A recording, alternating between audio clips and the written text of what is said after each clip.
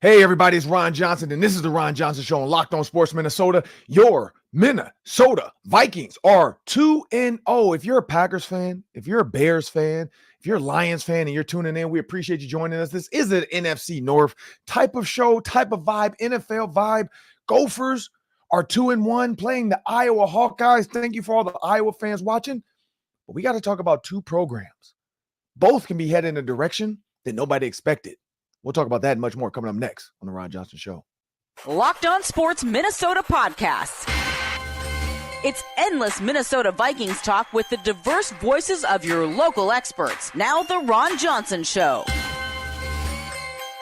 On the field, in the broadcast booth, Ron Johnson is Minnesota sports. He's played with them, hung out with them, and grown up with all the big names in Minnesota sports. They're hanging out with Ron Johnson. It's the Ron Johnson Show on the Locked On Sports Minnesota podcast. And it starts now.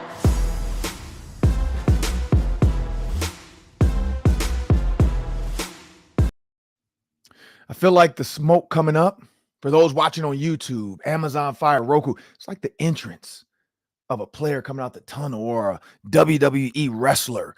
And I wish it could be bigger. I need more cups. I need more steam. And I need it to just, and then I walk through and I say, welcome to the program. I'm Ron Johnson. I'm your host. This is the Ron Johnson Show on Locked On Sports Minnesota. My co-host, Sam Ekstrom, the producer, is going to be joining me in a minute.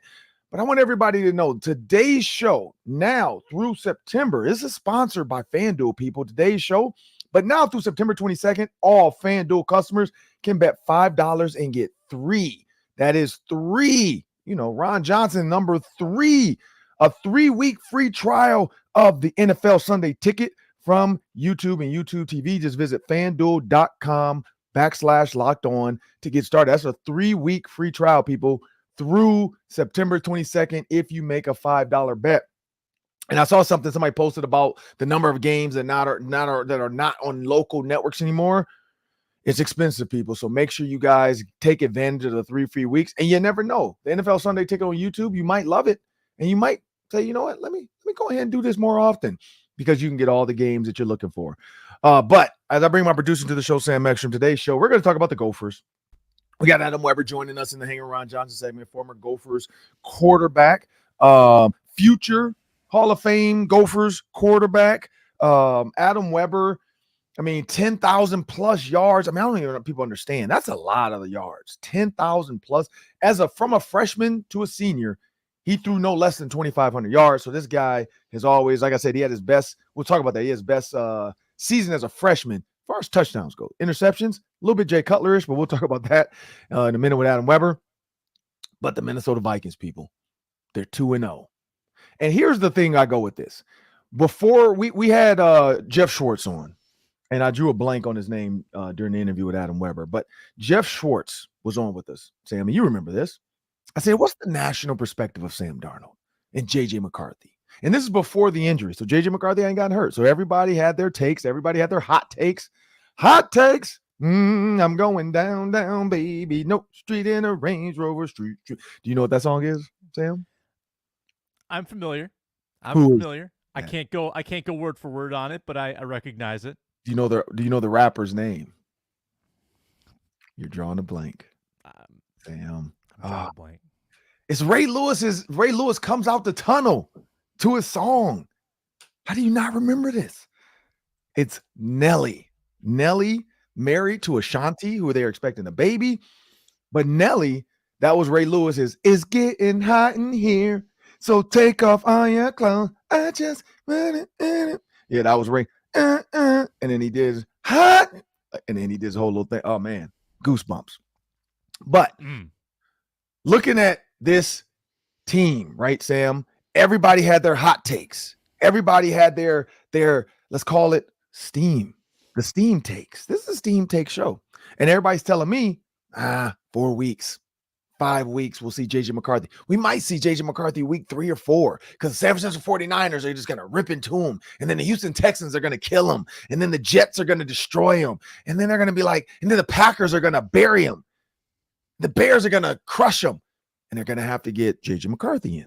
Well, Sam, I don't know if you watch what's going on lately in Minnesota sports. Sam Darnold looks pretty good.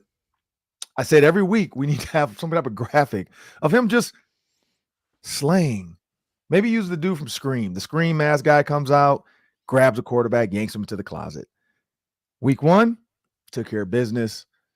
Wasn't a tough one with Daniel Jones, but went down there, took care of business, put Daniel Jones in the closet. Brock Purdy comes to town, and everybody's saying that Brock. Now, I will say the offense. Let's not be mistaken. The offense did throw for or go for what was over 400 yards of a total offense, but they still lost the game. So if you lose the game, your quarterback goes in the closet. Sam Darnold pulled that off. So even if J.J. McCarthy was healthy, Sam, I do not think he is going to relinquish the starting role. I think we would have saw J.J. McCarthy in week 1. People were right about that. He would have played in that blowout. We would have had J.J. McCarthy out there getting some snaps to get some NFL reps because there's no redshirting in the NFL. So it doesn't matter. They would have had him out there taking some snaps, taking victory, maybe throwing a couple passes to some of the receivers to get NFL reps. But he would not have been coming in because of Sam Darnold's play. He would have been coming in because of Daniel Jones's play. And that's what's so funny is the irony, I guess I'll call it, of the NFL is how everybody was, the Vikings would be lucky to win 7 games. Remember, Sam, Vikings.com, I did the predictions. I said they win 11 games. Everybody called me stupid. I kept saying I'm torn between 10 and 11 games. They'll be lucky if they get 8. Well, where do you see 10 to 11 wins at? Well, I didn't even see the 49ers win coming. And it's here. And now that it's here, Sam, I feel like the Texans is a win. I feel like they're 3-0. Hard not to. It's impossible not to, Sam. And again, now we could say the 49ers tired. Heatgate. I don't know if you heard about Heatgate. They said the heat in the because we were there. It was warm. Yeah. It was very warm. So now they're saying that it was hot in there. And there was Trent Williams couldn't catch his breath, and Brandon Ayuk, because he hadn't been in training camp, he wasn't really ready to go because it was so hot and the air conditioner wasn't working. Who cares? The air conditioner's not working. Both teams are playing in the same conditions, Sam. I don't know what people were thinking about. It's one thing about crowd noise or piping in noise just for when your team's not on the field. That's cheating. Heat, we're both in the heat. So shut it up. Actually, Minnesota is a cold weather state. Why would we want our players to play in the heat? We want them to play in the freezing cold because they're used to it here now. At least most of them. Blake Cashman grew up here. He's fine with that. But Sam, Texans, I feel like they can win that one.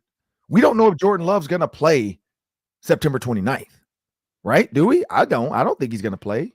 That could be a huge stolen game if you can go to Lambeau and beat Malik Willis. That's another one, Ron, that we probably didn't circle on the that schedule. Defense. Right, I didn't circle that. I had them losing at Green Bay, and then I had them winning. I had them starting off this season 2-3. I had them beating the Giants. I had them losing to the 49ers, the Texans, and the Packers. I had them beating the Jets. I can go back and look because it's on Vikings.com if you want to check it out. I did a season prediction with the Vikings.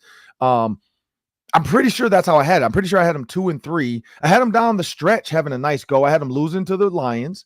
I did have them beating the Rams. I had them beating the Colts. I had them beating the Jags. I had them beating the Titans. I had them beating the Bears.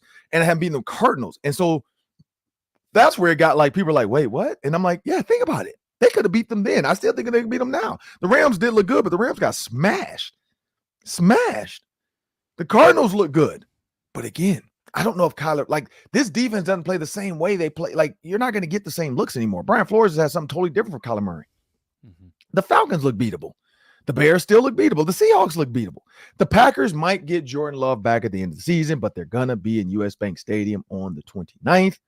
And I don't think there's going to be any presents under the tree for the Packers. And then the Lions, they might lose the Lions at the end of the year. Sam, I went too far. I just said that. I think the way I just did that, they're 14-3. Because I had them lose to the Lions twice.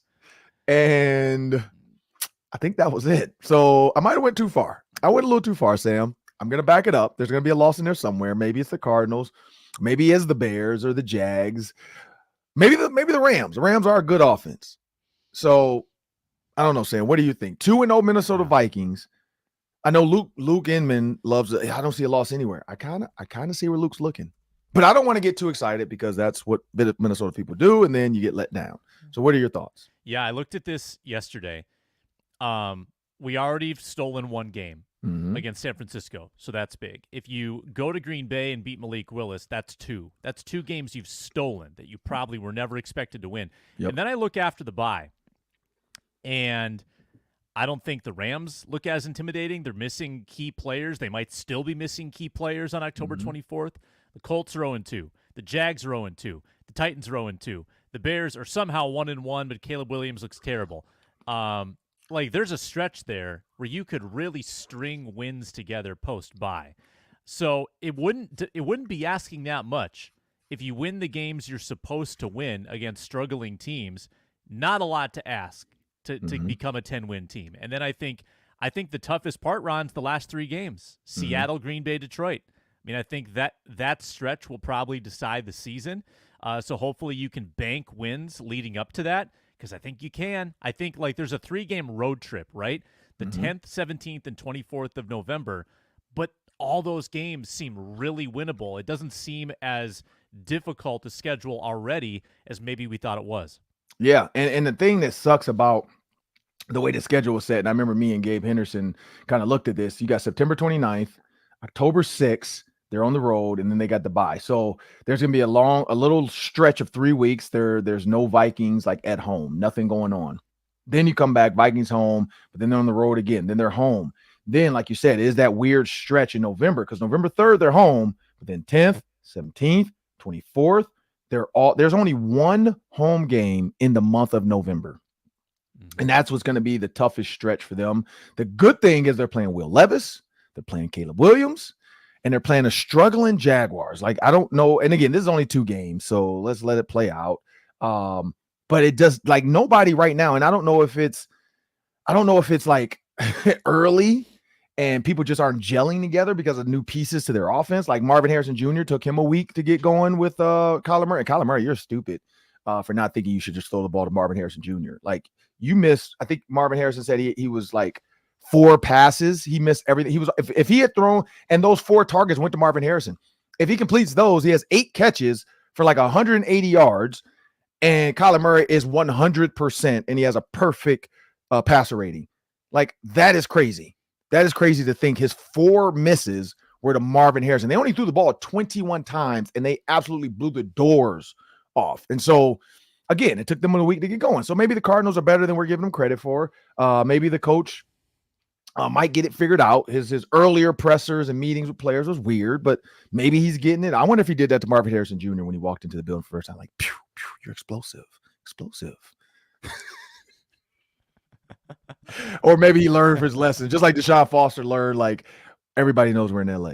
Never say that again. But with the Minnesota Vikings, man, Sam, I don't know why people were so negative on Sam Darnold. I was never negative nor positive. I think I was more so he was a top 3 pick, and he's never had an offensive coordinator and a head coach that truly poured into him completely. I think when he was drafted 3rd overall, a lot of times, and Adam Weber said that, a lot of times they draft you that high and they come in and say, hey, you come in here and run our offense for us. We talked about the Peyton Manning thing. He threw more interceptions than touchdowns his rookie year. It's tough when they just assume you're going to come in and do what you did in college. And it took Peyton Manning a couple years. And then all of a sudden he got Tony Dungy. He got a defense. He got Tom Moore. He did get Reggie Wayne. That helped big time. But they drafted Reggie Wayne in 2001. So that helped. And then, they had Edgerrin James. And then all of a sudden you get Brandon Stokely that year, and he throws 10 touchdowns to 3 different receivers. And so it only takes pieces. And so when I look at the Minnesota Vikings, they don't have Peyton Manning, but they do have Sam Darnold. But they do have Justin Jefferson. They do have Jordan Addison, but he's not healthy yet. And they do have TJ Hawkinson, was at the time, Peyton Manning didn't have a tight end just yet. He got Dallas Clark later. But when you look at the pieces that Sam Darnold has offensively, if you look at Brian Flores' defense, if he can stay, we've always said this, if you have a top 5 defense, your team's going to be okay. I've never seen, and I maybe have to go and look a little bit, I've never seen a top 5 defense not win at least 9 games. It's hard to lose every game with a top 5 defense unless your offense is absolutely Bryce Young. And that's the only way. I don't know if you saw that, Sam. Bryce Young's coach went up on the podium. Who's starting next week? Bryce Young, he's our quarterback. Yeah. Less than 24 hours later, Bryce Young is not the starting quarterback. So I never believe what anybody says on the podium. I take it with a grain of salt because when the GM, the owner, and all these people get in the room, the truth shall come forward. When it comes to the truth of Sam Darnold, he's good. And people did not give him credit, Sam. When you look at this Texas team coming to town, really quick before we jump into this hanging with Ron Johnson segment with Adam Weber, Texas team coming to town. Sample size of games, that's a tough thing too. There's not a lot of games for us to look at. Like there's only 2 games. I'm gonna watch a little bit back. But them versus the Bears did look great. Like it wasn't anything flashy, nothing special. The Texans look beatable, Sam. What do you think?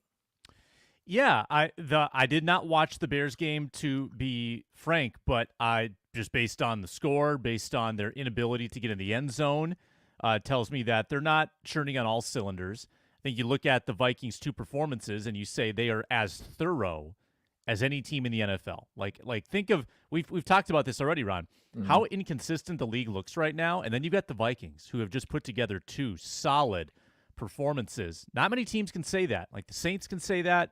The Vikings can say that. Not even the Chiefs can say that. The Chiefs have messed around in both of their games and barely won. Minnesota's won convincingly, I would say, twice in a row. So Minnesota is going to be underdogs here at home again. Feels like they're thriving in this underdog role.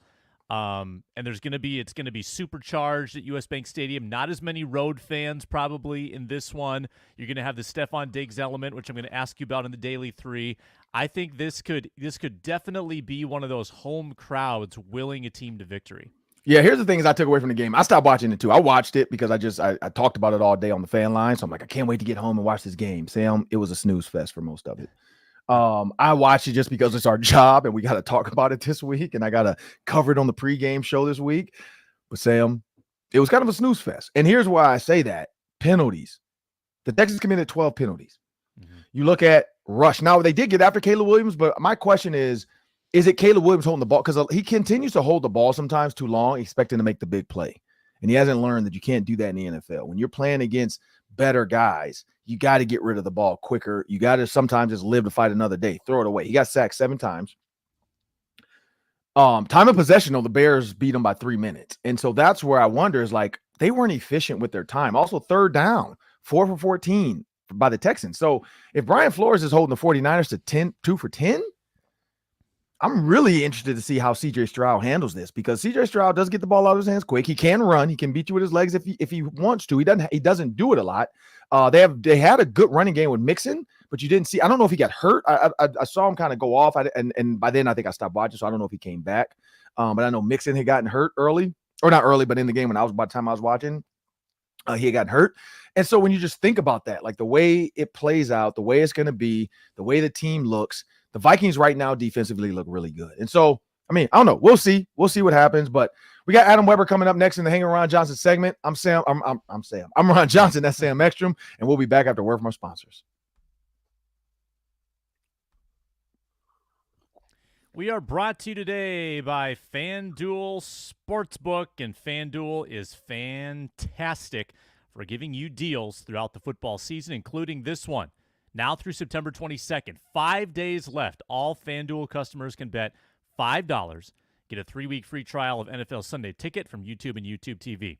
Then with a YouTube TV base plan, you'll be able to watch every regular season Sunday afternoon out-of-market game. All you need is a Google account and a current form of payment, and you can cancel anytime. Visit FanDuel.com, download America's #1 sportsbook, and check out that Vikings-Texans line, which I'm seeing is around 2.5 right now. The Vikings are underdogs, money line, plus 120 against Houston, Sunday at noon. Watch it on NFL Sunday Ticket via FanDuel. Well, now it's time for the Hanging Ron Johnson segment as promised. Adam Weber. I got Adam Weber joining me, former Gophers quarterback. For those that don't know, Adam Weber, over 10,000 yards passing, Gophers leading quarterback in most categories, 24 touchdowns in the season in 2007, 72 career. I mean, this guy is just lit it up. I wish, like, if I can go back and choose a time to be born, I would actually be born around the time of Eric Decker and Adam Weber, because with us as a trio, I think we could have done a lot of damage. Because I would have had some help. I know the coaches at that time wanted to throw the ball too. So let's take Ernie Wheelwright out of there. Let's put me in there. And I think we have some magic going. But I got Adam Weber joining me. Of course, first out the gate, Adam, we got to talk about this. So the Gophers are in a prime position right now when you think about quarterback. So in the past, I watched some old tape, and I'm doing this on the Gophers pregame show coming up on Saturday. I'm going to show one Ethan Caligman. So I can't give you all of Ethan Caligman's, but I'm going to show you one Ethan Caligman's play, and then the same play with Max Brosmer. And what I'm seeing, Adam, right now, it seems like whether Max trusts what the coaches are telling him to do, or he's just seeing the field a little bit faster, but he does get the ball out of his hands quicker on certain plays, like, dig routes. Those are timing routes. You have to throw the ball on time or else you're going to be in trouble. Corner routes, you have to throw the corner route on time. And then the biggest one, the zone hole. So cover 2, outside guy has a go. Inside guy has like some kind of little hook to hold the linebackers. But that throw in the hole, you have to throw it on time or you're going to get your receiver killed by the safety. It seems like Max Brosmer, and we saw him in practice a little bit too, him and Drake Lindsay. Seems like Max Brosmer has like kind of gotten used to this offense now, which is great going into this Iowa game. But how much does a coach work and help for a quarterback? So like one, if one's not getting it, could it be the coach? But these are the same coaches. So is it just that Max Brosmer, maybe being older, trusts the system a little bit more? Yeah, no, I think Max's experience, playing at New Hampshire, although, the level of play was less, just those, 4 years, 5 years he was there, helps. And so he comes into this system this year with a lot of confidence. Yep. And he understands the game. He understands defenses. He's a more mature quarterback. I mean, shoot, he's 24 years old, right? There's plenty of guys in the NFL that are his age or younger playing in NFL. So he's a grown man out there. But there's no doubt, like a good coach, and we're seeing it, and I know we'll hit on it later. It's amazing what a good coach can do to a player, especially at the quarterback position. When you're giving him the tools of, here's if you see cover 2, I want you to read this side. It's going to be 1-2 by your second hitch. You're checking the ball down. Mm-hmm. And I think what we saw last year with Ethan was a kid who has all the talent in the world, but just never took that next step in his development where the game slowed down for him. Yeah. And when you lose confidence, it's very hard to get back. And I think, Coach Fleck and his staff, if they don't have confidence in the quarterback, they're going to quickly rely on the run game. And, that I think he started feeling that. And so we saw the repercussions of that last year with just a very conservative offense and really, for lack of better words, a bad offense. Whereas this year, 3 weeks in, we're seeing Max already take strides from week 1 to week 3. Now, granted, I know the opponent is different than University of North Carolina, but it's going to take him a minute to understand, to realize, okay, this is open in this level of football. What was open in New Hampshire or playing against those opponents, he may have thought it may be different. Whereas now you saw, at least in this last game against Nevada, a little bit more comfortable, trusted the system, trusted his ability, and they opened it up, which was great to see, not only as a former quarterback, but just as a fan, to see them open it up and push the ball downfield. Yeah, and here's the thing, though, Adam. So you talk about that. You talk about age, but you, at the tender ripe age, you look at 2007, 2008, 2009, 2010. Your freshman year, you threw for 24 touchdowns. So you figured it out. I mean, you did have 19 interceptions, so oh my goodness, Jay Cutler. But I would chalk that up. Peyton Manning had a lot of interceptions his first year in the NFL too. Come on now. But if you look at that, you at a young age, you came in ready to go, 2007. Do you attribute that a little bit to Eric Decker, or do you say like, hey, I was Coach Will, or you just had it, like you kind of figured it out early, like how to get rid of the ball and who to get the ball to? Yeah, no, it was a different system too, right? And you hit on it earlier, Ron. It's like we were in a spread system. I mean, we were a heavy run or a heavy pass. If we were running the football, it was a zone read with some type of pass component to it. Yeah. Not a true RPO, but some type of thing where I could take advantage, pick the ball up and throw it to my X receiver if I had leverage or something. But we were 10 personnel most of the time, maybe 11 personnel. If we were going to go heavy, that'd be 12 personnel. We weren't going 21 or even, this, what we see the Gophers do with having all those big, whether it be an extra lineman or bringing in 3 tight ends, whatever that is. So it was just a different system. We were looking to throw, but And I think the interceptions kind of show it too. And I don't shy away from that because that was the reality. When I was a freshman out there, I really had no idea what I was doing. I mean, I came from in high school. I played in the wing T, a wing T offense. Like I didn't understand I didn't know what protection was. I didn't know what a pass concept was when I got to college. And all of a sudden I was like, oh, okay, I'm supposed to read the defense and then they'll tell me where to go with the football. That makes sense. I can get that. And so I think it was a little bit more kind of gunslinger mentality. Yeah. And it was almost like water off a duck's back. It didn't bother me too much. I mean, obviously turnovers suck, but I was going to keep on throwing it. And I had a lot of confidence in myself. I had a lot of confidence in the guys I was throwing to.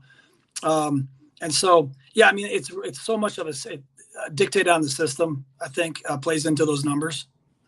And when you look at, because you hit on it, I do want to get to this before we get back to a little bit of Gophers talk, but quarterback, the town of Minnesota has been about quarterbacks as of Kirk Cousins, go back to Teddy Bridgewater with the Sam Bradford to the what's his name? Josh Dobbs took the world over quarterback, where some states, some teams like the Tennessee Titans, it was running back driven. Different teams, different states have different things that they worry about. Like the Lions, it's never really been worried about the quarterback. Like they don't have the conundrum that the Vikings have had over the years of like, we got to find a quarterback. Now we got a quarterback. Is this guy going to be good? But now Kevin O'Connell has now made Josh Dobbs look great for about 2 or 3 weeks. He made him a national phenomenon, to be honest. Like this dude was on every possible ESPN, CBS, Good Morning America. He had T-shirts and shields. The Pastronaut was taking over the airwaves for about 3 weeks. And that was all Kevin O'Connell. You look at Nick Mullins, made him look great. Now he's a true backup in the NFL because of what Kevin O'Connell did with him. You look at Kirk Cousins. Under Mike Zimmer, he was okay. Kevin O'Connell seemed to unlock something where people are like, oh, I still want to pay this dude $150 million, $180 million because of what they saw from Kevin O'Connell coming off an Achilles injury. Now Kevin O'Connell is taking Sam Darnold, a guy that a lot of people are written off. They said he couldn't get it done. He wasn't smart enough. He threw in there. Stephen A. Smith had the nerve to tell Dan Orlovsky, a former NFL quarterback, that he is wrong about Sam Darnold and that Sam Darnold is a virus and it was going to affect the Vikings at some point. He still beat the 49ers. Stephen A. Smith said it wasn't going to happen. He did it. So I love when people try to tell former NFL players what they watched on film is fake. He saw what Sam Darnold did against the Giants. He saw what Sam Darnold did in college. He saw what Sam Darnold did in bits and pieces in the NFL, but he never truly had a guy like Kevin O'Connell. How much can Kevin O'Connell really help a quarterback when you have a coach in your headset with 15 seconds, right before 15 seconds, he's telling you everything. Hey, alert safety comes down, you got to throw it to the corner. Hey, alert safety comes down. If it's cover 2 and they double up Justin Jefferson that side, still throw it deep to Justin Jefferson. Like, how much does that help or confidence do you get when you have a coach that truly understands the offense in and out? No, I mean, the test there is seeing what we're seeing with Sam Darnold. Now, the talent was always there, right? He's the 3rd overall pick from USC. And it's crazy. Like in my short stint in the NFL, you just think all the coaches are great, right? They're all going to be like a Kevin O'Connell, but some of them will just say, hey, we drafted you 1st overall. Go be Peyton Manning. I don't know. Like, go figure it out. Whereas you have a Kevin O'Connell is going to say, not only is it what he's saying prior to the snap or to the 15-second cutoff of the mic in his helmet, but it's the week leading up to the game. Yep. He's game planning with the guys. He's going to tell them like, hey, this is what we're looking. This is going to be a true 3-step drop, and we're going to go 1, 2, 3, bang, bang, bang. By your second hitch, you're checking it down. Yep. It's just he's speaking their language. And so I'm not surprised by the success. I think if I'm surprised, it's that he's playing so well and that they beat the 49ers. I did not see that coming, to be honest with you.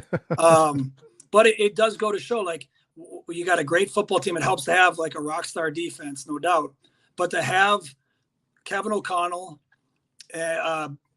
being there to who's done it before, it's game changing for a quarterback. Any quarterback will do well in his system.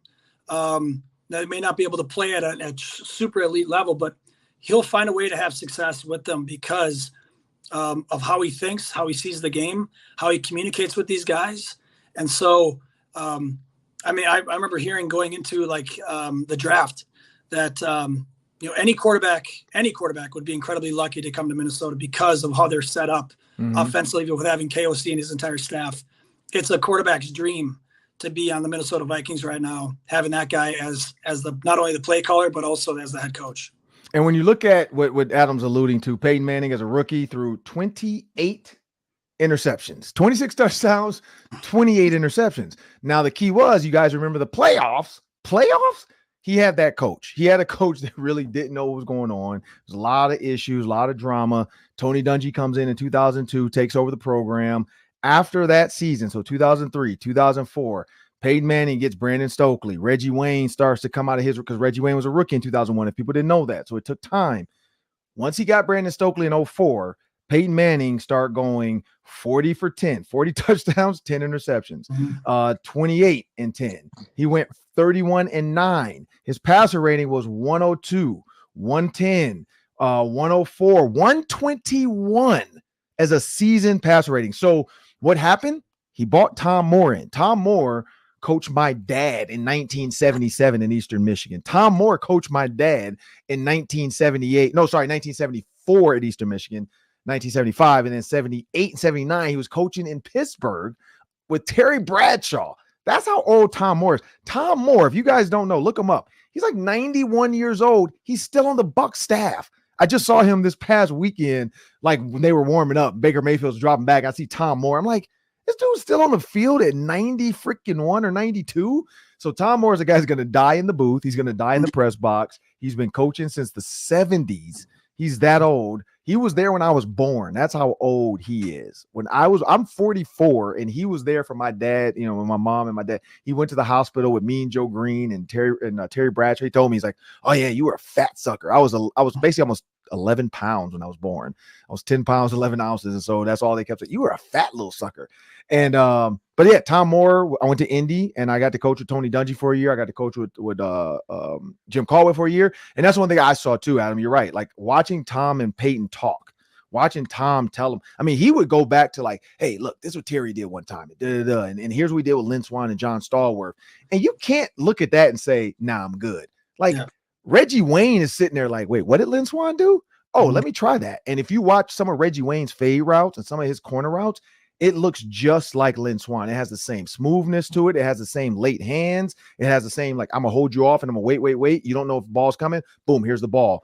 And him and Peyton just worked that because they trusted Tom Moore. And so you're right. Kevin O'Connell does not get enough credit for how well he's prepared Sam Darnold leading up to this. I always go off the A-team with Hannibal. And if you ever, I don't know if you watched the newest A-team with what's his name and Rampage Jackson. And basically he was like, you give me like a couple minutes, I'm good. He said, you give me a week, I'm great. He said, you give me 6 months, I'm unbeatable. And that's where Kevin O'Connell's at. He's made Sam Darnold the talk of the town now. Everybody, I just looked at ESPN, CBS, Fox, NBC. Everybody's now saying the Vikings are a playoff team. Coming into the season, when J.J. McCarthy got hurt, they have nothing going, and J.J. McCarthy's going to be starting by week. Everybody, we had him on the show. I'm drawing a blank on his name now, but he does some national stuff, and from Sirius XM Radio, and he was like, yeah, by week six, I could see Sam Darnold getting pulled because it's just not going great. I'm like, now people are talking about extensions, like sign him for another year. So I just love how Schwartz. Schwartz. His brother's Mitchell Schwartz, the tight end the tackle for the Chiefs. It was his older brother that played for the Ducks. And it's just crazy. It's crazy when you look at how many people have like written off Sam Darnold and now he's a star. But going back to the Gophers, Adam, coming up next, the Gophers are, we know they're 2-1, should be 3-0, should have beat North Carolina. But heading to this Iowa game, man, 6:30 p.m. I don't think people understand what that atmosphere is going to be like. But when you think about 6:30 p.m. for the Pig, what's the first thing that comes to your mind? Well, I know we all say we hate Iowa. I really have like a strong hatred for the Hawkeyes, from recruiting to my playing time to even like growing up watching games. I mean, I remember in the Metrodome, there's one year they beat the Gophers and tore down the goalpost and took it out the Metrodome. Yep. So, I mean, there's just a rich history. I mean, they like to call it Kinnick North, right, when they come up here. So they travel well. So I just think of they're like obviously going against their defense is like they never do anything flashy. It's like always just like a form of some type of cover two. They might mix in a little bit, but they just they bend, don't break. And I really hope that with a seasoned quarterback with Max and the game plan we can put together. It's like, hey, those check downs, finding Darius Taylor on as a check down, just like he did in this last game, can be a great option for you. Mix in some of those wide receiver screens, push the ball downfield, but be really smart with it. Because that's what they're going to do. They just they lull you into sleep, and then it's going to be, as PJ would always allude to, and it's true, right? It comes down to turnovers. He who can protect the football probably wins this game. It's always going to be a tough matchup. Iowa's gotten better offensively, so we can't just bank on them not being able to score, right? I know our defense has been lights out. I love that stat, back-to-back shutouts since 1962, which was shocking. I know I was shocked to hear that, but that's great, right? I don't care who you're playing.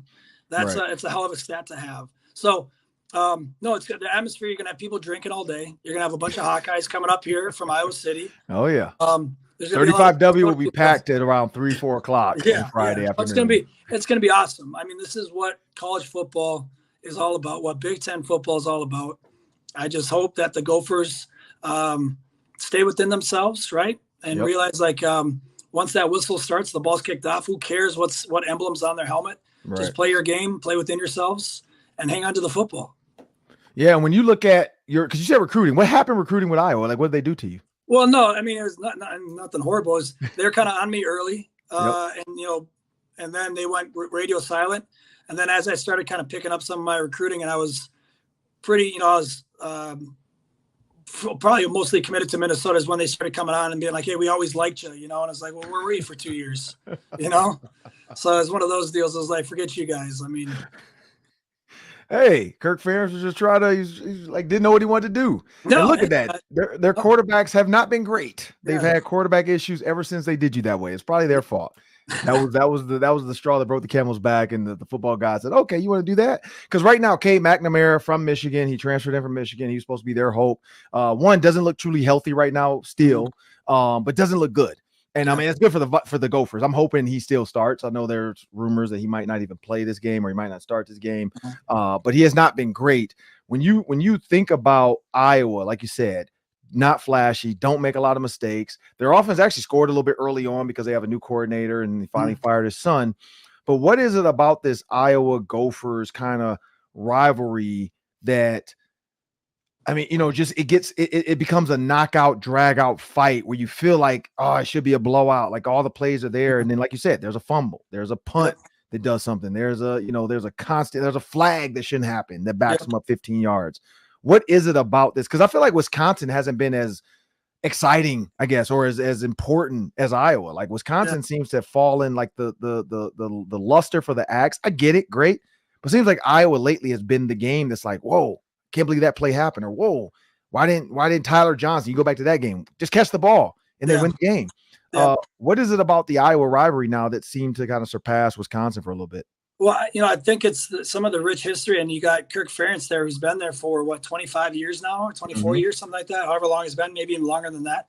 So there's something that kind of ties all these past decades together with the Hawkeyes against the Gophers. It's like, and some of in more recent years, that game happened towards the end of the season where it mattered, where if we beat the Hawkeyes, maybe we win. When there was a division, maybe we win the division. And it's one of those, at least in the past, hasn't been flashy games, nothing very sexy about it, but they find a way to, or at least the Hawkeyes have found a way in years past just to make a play when it matters. Or I think even PJ alludes to this, they allow a team to kind of beat themselves. And that's always incredibly frustrating when it's not so much a play being made as it is maybe a poor throw or an untimely fumble or something just, dumb like that ends up losing the game. So I think of not only the fans and the rich history. I think wasn't there an incident with some fans getting in trouble in the bathroom a couple years ago? Wasn't that? So I mean, there's just a lot of stuff there, right? There's just a lot of history there. So their fans, I mean, are great. I love that they love their team. That's what makes it great. And I just know that playing for the Pig, that trophy is incredibly heavy. I love that we have it, and so it's also a little scary, right? Because you don't want anything to happen for that team to come across the field, right? And take that, because that always hurts even more. So I would love for us to be able to, keep it on our sideline and then parade that thing around the field, let everybody touch it and enjoy it. And then for another 364 days, we can say that, we're the better team. Yeah. And my freshman year was it. We won. We beat Iowa my freshman year. That following year, they bring Kirk Ferentz in 1999. I remember that because, that was all the talk of like, oh, they got a new coach finally. Kirk Ferentz comes in. We beat them that year because that was early on. Chad Greenway would say that was our growing period. We beat them that year. We beat them again the next year. And then 2001, they finally started. Sapp shows up as on the defensive side. They started getting more and more guys. Bob Sanders. And then all of a sudden Dallas Clark comes in, around that time as well. And then after that later, then you get the Chad Greenways and you get all, they start to recruit better. And now Iowa is what it is. It's a really good program. It's for the last couple of years. They've had offensive linemen being the top of the draft. They've had running backs being the top. They've had their safeties. Recently, Cooper DeJean at corner. But I will say PJ's done a little bit better with NFL caliber guys. It looks like the Gophers tend to have more NFL guys right now. When you think about PJ Fleck and what matters most, and I've seen people say this, and I truly don't agree with this. One guy told PJ Fleck this. He's like, if you beat Wisconsin and Iowa, you can lose every other game. BS. That is such BS. But when you talk about the emphasis of this early season, being 2-1, 3-1, beating Iowa looks way better than 2-2. What is it going to take for the Gophers to beat Iowa? And I know you kind of alluded to it with that, but like, what's one act? Like, is it Darius Taylor has to rush for 120 yards? Is it Max has to throw for over 250? Or is it because the DBs have been turnover machines lately? Do they need 2 to 3 interceptions? Like, what is going to be the key to this game? Yeah, no, I think you're going to want to watch. I know there'll be some specific stats. PJ is really good with that. In every game, it's a little bit different. They have some kind of pillars that they hang on to, but very similar to Greg Schiano when I was with him in Tampa when PJ was there. I think he's kind of brought that up here to Minnesota, and he'll look at 3 different things that stats that have been. I know there's not a lot of data over 3 games, but he'll look at the 3 games and say in these, in the games that Iowa's played, when a team, or even in the past couple of seasons, when a team rushes over 100 yards, they're 9-2, against the Hawkeyes. Yep. When the quarterback throws 2 touchdown passes, the teams are 11-1 against. They'll find certain stats like that help kind of key you into maybe what the game plan will be like. Yep. But universally, regardless of what that is, it's always going to come down to the football. If we don't turn the ball over, we will give ourselves a chance. They're not world beaters. We're not playing Hawkeyes of old here. Like they almost lost to Troy last week, right? So that's not to care. I don't think you need to go. We can't go into this game thinking this will be a cakewalk by any means. It won't be, but we're not playing world beaters out there. So what I love to see about the Gophers is we've been continually getting better. I would have loved us hit the ground running against UNC, but we didn't. But we have gotten weak, and that's exciting to me. And I would love to see us continue to make those strides and to keep on putting faith into Max, the wide receivers. And the more we can do that, the more it'll open up for Darius to go off and even get him involved in the pass game like we've even talked about, and just kind of spread the wealth around, and then let our defenses continue to mature, continue to grow. We can't be upset if they score a touchdown, right? Because I know we're not used to it for 2 weeks. They're going to get their points. We just need to be smart with it and be aggressive. Go out there and win the game. That's if I had any coaching point to Coach Fleck and his staff would be, don't play conservatively. Go out there and win the frickin' football game. Like go for it on 3rd down. Go out for it on 4th down in the right situation. And go win the football game. Let's go beat these guys. And the last one before we get out of here, man, your teammate, Eric Decker, was inducted into the Gopher Sports Hall of Fame. I was recently in there now, and then now we have Decker in there. What made Eric Decker so good? I mean, I watched you guys. I was at the games. I remember him getting hit in the mouth against Cal and so on and so forth. But what made Decker special and now, being in the Hall of Fame as well? Yeah, I mean, it's probably cliche, but truly, I mean, he's incredibly competitive. And we all saw some of the flashy touchdowns, some of the amazing plays, some of the gritty plays, like the one you alluded to against Cal where he gets hit and stays in, right? You get stitched up on the sideline. But what I saw is the stuff we saw in the offseason. He was winning all the races. He was pushing up all the weight. He was getting in it with everybody. Any type of those competitions where it'd be like a rope tug or like a tire, some type of competition, the crazy stuff you do in the wintertime, he was always in there and he would win it, right? So he just has this winner's kind of mentality, but he loved the block, right? He loved the physicality of football. Yeah. Like he maybe not so much as he knew that he was going to get drafted a little bit. He started getting a little bit probably more smart about his body. But early on when he was proving himself, like he'd go down there and you'd get after these DBs, like in the run game, and like get after them. This is stuff like you don't see on tape, or like we would see on tape, but as fans, you don't see it because they're following the running back. That's what made him good. It wasn't just about catching the football. It was that he wanted to be dominant out there, and his confidence level through it, with it. That's what he did. He wanted people to know that they played, at least with the DBs and stuff. He wanted them to know that they played Eric Decker and that he beat them, right? And he didn't have to say it, but he wanted to be felt. And I think that's what allowed him to be one of the best, in the upper echelon of wide receivers, along with you, Ron, and Gopher history. Come on now. Well, appreciate it. Yeah. And so I'm Ron Johnson, as Adam Weber, one of, if not the greatest Gophers quarterback, but I know Drake Lindsay in the next couple of years, I mean, we've seen him in practice. He's going to try to put something to that because we know PJ likes to break records. He personally made sure Tyler Johnson broke me and Decker's touchdown record. Because some of those touchdowns Tyler got, and I laugh with Tyler to this day with that, PJ as well. Like a shovel pass, come on now. That's a run. Like, stop throwing shovel passes for passing touchdowns. But I get it. The game was evolved. I wish Glenn Mason had knew that kind of stuff because I would have taken 3 or 4 of those shovel passes myself. But I'm Ron Johnson. That's Adam Weber. I want to thank you guys for joining us on the Hanging Ron Johnson segment. Coming up next, we got the Daily 3. That's 3 questions, 3 minutes each, and we'll do that after a short pause.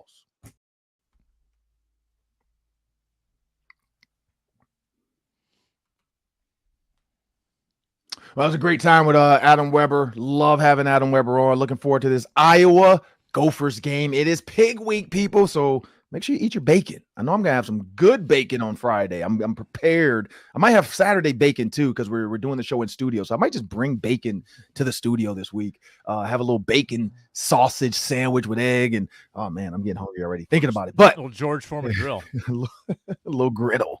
Yeah. But time to jump into the Daily 3. Also, make sure you guys download the SXM app for SiriusXM.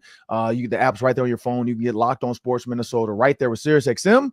And, of course, if you have it already in your car, it links your account to your phone. It's so cool. But I'm Ron Johnson. That's Sam Ekstrom, and now it's time for the Daily 3. That's 3 questions. We're going to spend about a minute each today. Take it away, Sam. All right. Well, since we just talked to Adam Weber, let's start with the college football one here. So the Gophers obviously play Iowa this weekend. And I think the Gophers-Iowa rivalry has been taken to a new level since the Cooper-Gene fair catch. And I'm wondering, in your opinion, Ron, who is the Gophers' biggest rival right now? Is it Iowa? Or is it Wisconsin? What would you say? I'd say Iowa. I think, you know what? Wisconsin was fun to get the axe, but Wisconsin's rivalry, one, you got a new coach again. So this whole new coach thing, I don't really know what to make of him coming from Cincinnati. Luke Fickell it's unknown. Like Iowa, we know Kirk Ferentz. We know this rivalry. We know the Cooper-Gene, fair catch. We know that the fans hate us. We hate them. I think Iowa is the new rival. I mean, it's been both. It's been both, but I think Iowa right now is a little bit amplified. Yeah, I would agree with that. I think that, and there's been a lot of frustration for the Gophers against Iowa in recent years. They've lost some big games to Iowa, so for them to finally break through, it makes it feel like a little more even of a rivalry. And, and I think you're right. I think it's Iowa right now as well. Wisconsin, since, Barry Alvarez or Brett Bielema, hasn't quite had the same feel against the Gophers. So I agree with you on that. All right. Who is your biggest NFL surprise through 2 weeks, and who is your biggest NFL disappointment? So my biggest NFL surprise is Minnesota. Like, I seriously, like the Vikings not only surprised me, but the whole world. Like Ryan Clark's tweet, oh, this might be a playoff team. I mean, literally, if you go down the list, Marcus Spears, you can go Dan Orlovsky. You can, I can't wait for Stephen A. Smith to have to eat his words because he was saying how Sam Darnold wasn't good and he's a virus. Like, the biggest surprise for me is the Minnesota Vikings. The biggest disappointment for me, honestly, I'm going to have to go with,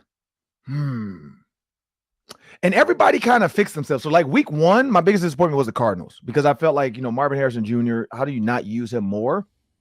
The Bears, like Caleb Williams, like what's going on with that? So I'd still say Caleb Williams for me is still the biggest disappointment. I expected a little bit more flash, the way everybody's talking about him. But again, he's a rookie. I think sometimes you put a lot of pressure on a rookie. And so I'm going to go with Caleb Williams just because I feel like he is better than he's playing right now. Or because people talked about this, Justin Fields had the same struggles. So is it the Bears staff? Like, do they not know? Like, because you fire your offensive coordinator, you think that's going to help? Is it just the Bears staff? Like, is it time for them to clean house and start over again? Yeah, fair question. Ravens and Bengals are surprisingly 0-2. However, they each lost to the Chiefs. Yeah, which that's a tough game. Like, if you look at teams that have just been bad, but the Ravens losing to the Raiders though too, that was a disappointment. That's pretty inexcusable to blow a lead at home like that. I think the Jaguars have been super disappointing. I think the Colts expected more from Anthony Richardson. There's a lot of things you can hang your hat on. If Kirk doesn't make that drive last night, it's probably the Falcons. Yeah. Honestly, Kirk looked good too. He looked good. He said and he admitted, my leg's not 100%, but I'm feeling good in the pocket. So hey. All right, this is the $1 million question here. Stefon Diggs makes his return to U.S. Bank Stadium for the first time. Now, this is the guy who produced the Minneapolis Miracle. He also left on bad terms, and he hasn't been very nice to Minnesota since. So will he get cheered or will he get booed, Ron Johnson? I think there'll be some boos. I think there'll be some cheers because some people always are going to love him. But I do think there's going to be some boos, especially if there's a play he makes and he does something crazy. I think he's going to get – I think there will be some boos. Like, I think some people are petty in Minnesota. They won't let certain things go. But I wonder because, again, this is not the same staff. This is not Mike Zimmer and the group that he walked out on. And so there's a different level of respect. I wonder if the Minneapolis Miracle even gets bought up, like in the stadium somehow, or they do like a play, and then show Stefon Diggs on the thing to kind of lower his guard. So he's not, because players always say that there's something that pisses you off and then you play even harder, and I think that's what people are looking for, bulletin board material, even you can get it at the game. If you can lower his defenses and show the Minneapolis Miracle, then show him on the screen and get people to cheer for him for that, might soften him up a little bit, and he might start to play a little soft. Yeah, take the high road, do the little video tribute, maybe in the pregame, maybe not mid-game, but something in the pregame to give him his flowers, give people a chance. Yeah, like during warm-ups, fans are in the building, 11 o'clock maybe, 11:30. Yeah. Yeah, I think it'll be interesting, though, to see how it's handled because you don't often have this situation where you've got a star player who comes back under these circumstances, maybe not as, warm and fuzzy as other reunions. So I think it's going to be fascinating. Yeah, no, I think it will. Well, I'm Ron Johnson. That's Sam Ekstrom. Looking forward to this week because we got the Texans coming to town and we got the Iowa Hawkeyes, 6:30 p.m. kickoff. It's going to be a good one. Let's hope, like Adam Weber said, the pig gets to stay home. I'm Ron Johnson. Again, that's Sam Ekstrom. It's been a Ron Johnson show on Locked On Sports Minnesota. I want to thank you guys. Have a great week. See you next week.